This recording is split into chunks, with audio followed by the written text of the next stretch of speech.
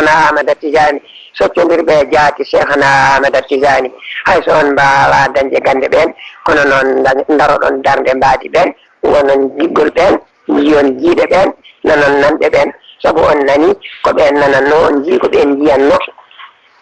on paaminama ko ɓen paaminteno e nder lawol Cheikhna Ahmad Tijani ay hunde wonani so wona Allah tan ina jola Allah kam jola Allah kam jola addani on ko moftuno ko ɓooyi ina moftiri wattande jamanu Allah feñine ɓe wattande aduna ɓe jiiɗa ko wattande jamanu gonɗen ni ko noon kadi enen goni wattande aduna nda aduna nani ɗo haaɗi jeeti nani ko ɗo aduna haaɗi koye wattande aduna gonɗen enen en limaka e aduna heeni yimɓeɓe tinani ene aduna heeni ɓe ganda noon Allah e barke nelaɗo Allah sallllahu alayhi wa sallam e barke Cheikhna Ahmad Tijani Allah feeñani ɗeɗo leyɗe e muuyo ɗum ko moftuno e gandal makko o feeñani ɗum e ɗeɗo leyɗe e muuyo makko e hattan makko man sha'a falyu'min ينفعه في دينه ودنياه وآخرته ومن شاء فلينكر سيرى بأي راسه أن هذا حق كان بابي كيمدن enen dental ngal ko dental ngal Allah waɗi gonga yimɓe ɓooyi noddude yimɓe tawa ko homtaɓe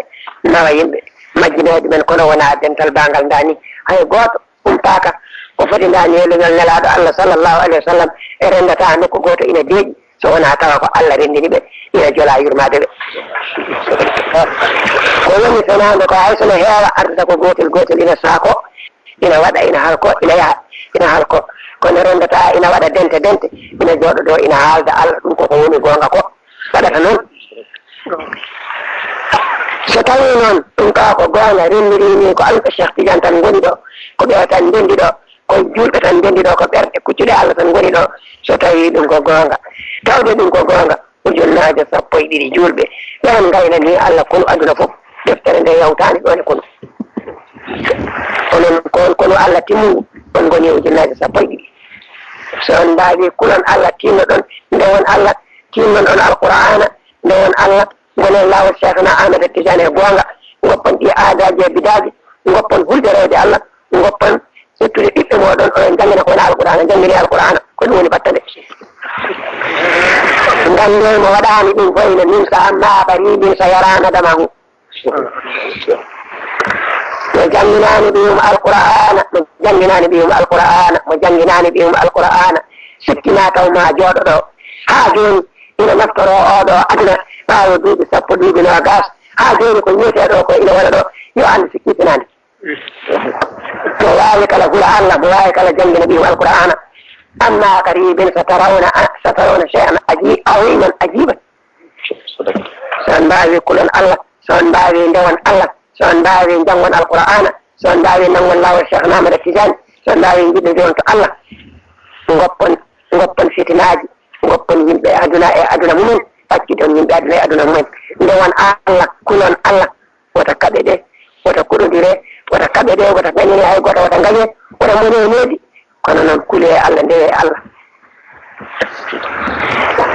ndewajon e hakkillaji moɗon gonden e neediji moɗon gonde e diine moɗon ndeeƴe e hakkillaji moɗon juulɗo almumino hayyinun leyyinun tiine ɗeno moƴƴi tiine ɗeno feewi yimɓe so kirli andude koye gonga goni yo nanngu e gonga muɗumen ha tiiɗa yimɓe so kadi andude koye Allah gondi ala koye nakkula ko wona Allah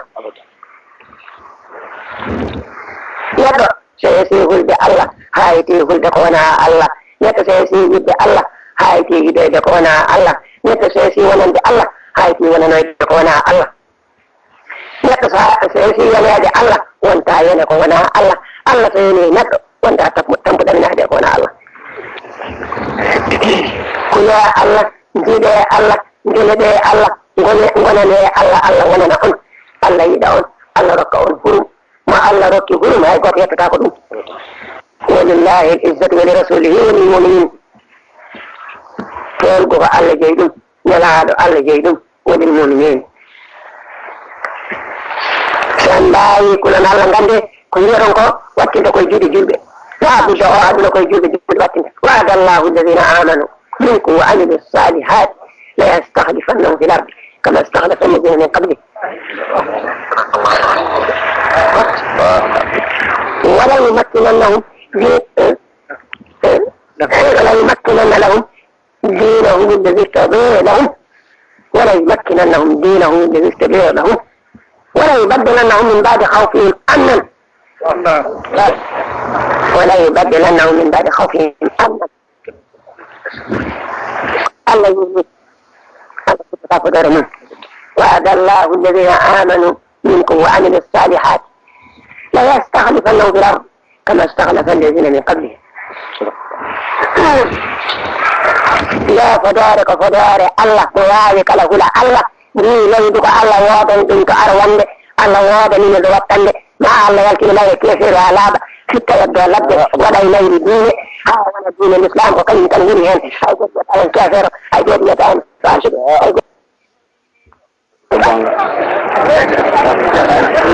ma Allah wan noon tawa disnaki hay goto ma Allah wan noon tawa wallinaki hay goto ma Allah wan noon tawa huɗani hay goto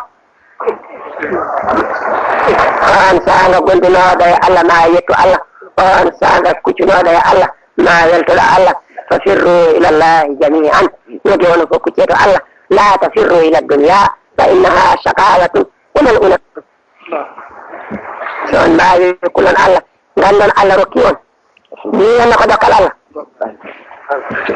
ni yanna ko dokkal Allah ko Allah rokki on on mbawi kulon Allah Allah rokki on ɗum ko ha kulon Allah sayi Allah addi matirel min ɓurigel foolede ina haalana on Allah hulani hay goto ina haalana on Allah ina haalana on Allah hulani hay goto so mbawi kulan Allah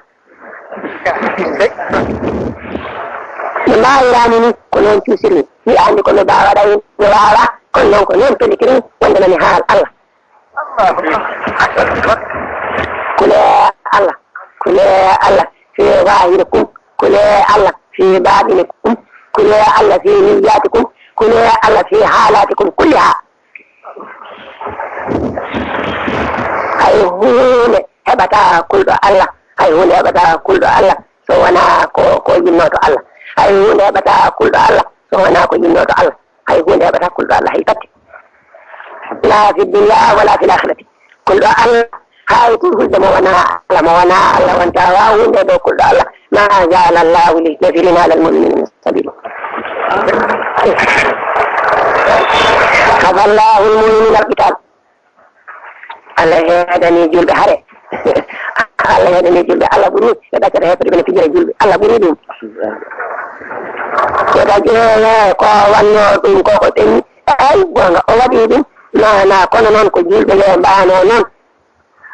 o wayi e maɓɓe noon tawi wiire makko ina woni noon kono noon ɗum firtani diine Allah ina woni ɗo no Allah woni ɗo noon mo laaɓani Allah Allah laaɓana ɗum mo laaɓani Allah Allah rena ɗum mo laaɓani Allah Allah wonana ɗum fi diine wo dunya wa akhirati on mbawi kulon Allah mi hulani wiide on kule Allah yo Allah wallu en hujde Allah yo Allah wallu en wondude e Allah yo walla Allah wallu en andude Allah tinno ɗene jokke en tan hakkude mon tinno ɗen jokke musidɓe tedduɓe fiiti hen koɓe haalirde Timtimol FM haalirde moɓe awoɓe naɓe dendagal fitram